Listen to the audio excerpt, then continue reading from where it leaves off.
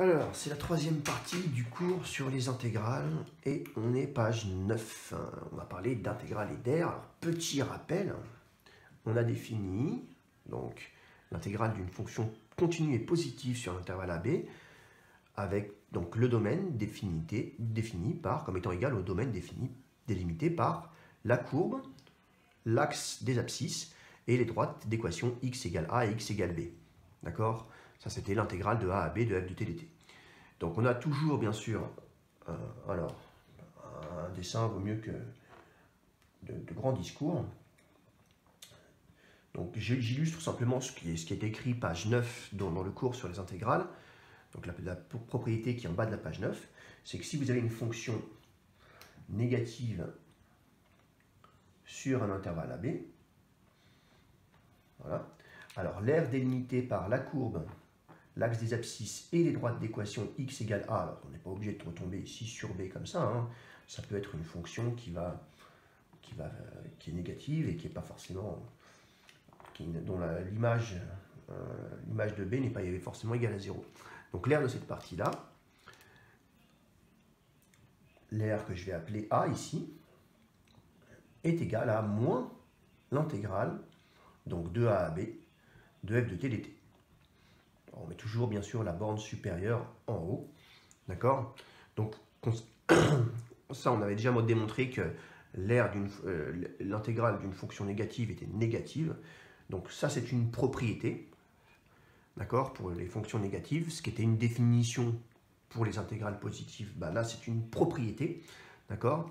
Eh bien, est égal à moins f de t dt. Alors, en application de ceci, qu'est-ce qui va se passer si on a, par exemple, une fonction f qui va donc on va prendre des mesures concrètes, par exemple entre 1 et 5, on a une fonction qui va changer de signe comme ceci, et nous ce qu'on souhaite c'est calculer l'aire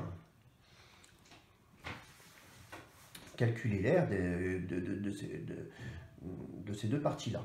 Donc ce qu'on va faire, bien sûr, donc on imagine que cette fonction s'annule en 2, par exemple. Bon, le schéma n'est pas à échelle, mais c'est pas grave. Alors, pour calculer l'aire que je vais appeler donc A1, donc je vais couper A1 comme des sommes d'aires. Donc, je vais appeler par exemple ici A2 et A3. Donc ça, A1, c'est simplement l'aire de la partie A2, donc délimitée par la courbe représentative de la fonction f, l'axe des abscisses et les droites d'équation x égale 1 et x égale 2, plus, il y avait un petit truc ici, on pourrait croire que c'est moins, mais c'est plus A3. Donc, pour calculer l'aire de la partie A1, en fait, je vais être obligé de calculer l'intégrale, je dois couper en deux mon intégrale, je ne peux pas calculer l'intégrale entre 1 et 5, de f de t dt, moins du coup l'intégrale de 2 à 5, parce que sinon, je vais avoir cette propriété-là qui va me donner un résultat faux, moins l'intégrale de 2 à 5 de f de t dt. Et ça, ça me donnera l'aire de cette surface-là, qui est la somme des aires de A2 et A3. Alors, un exercice qui illustre très bien ça, n'hésitez pas à me demander, d'accord, si jamais c'est difficile, et j'essaierai de faire une vidéo où on le corrige ça, c'est l'exercice 48, page 252. Alors, vous ne pouvez pas encore... il manque un petit théorème que je vais faire là, voilà, pour que vous puissiez le faire complètement. C'est le théorème qui suit en fait, hein. Voilà, c'est que si vous avez deux fonctions f et g, alors je vais prendre un peu de couleur, continue et positive sur un intervalle AB, alors on imagine deux fonctions continues et positives sur un intervalle AB. Voilà, j'illustre ce que j'ai écrit dans mon cours, tout en haut de la page 10. Donc on a une fonction f, hop, sa courbe représentative, et puis la fonction g.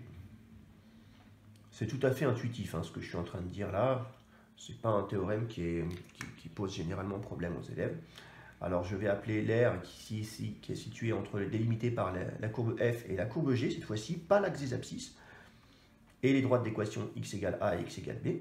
Donc l'air de ma partie A, bah, c'est simplement l'intégrale entre A et B. Alors là, par contre, je ne dois pas me tromper de f de t moins g de t dt. Voilà.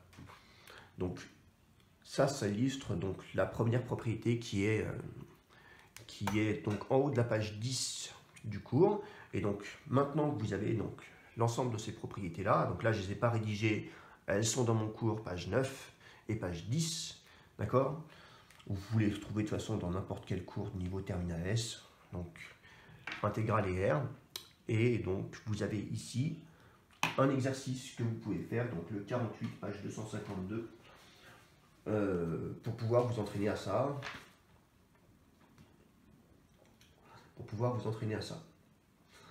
Voilà, donc il nous reste une petite partie du cours à traiter, c'est ce qu'on appelle la valeur moyenne.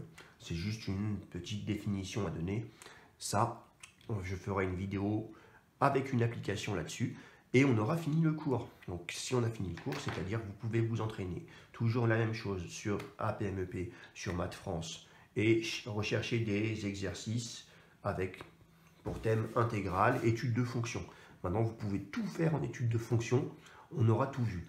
Donc là, on va s'entraîner encore pendant une semaine, je poste des vidéos, on va faire des petits bacs qui seront corrigés.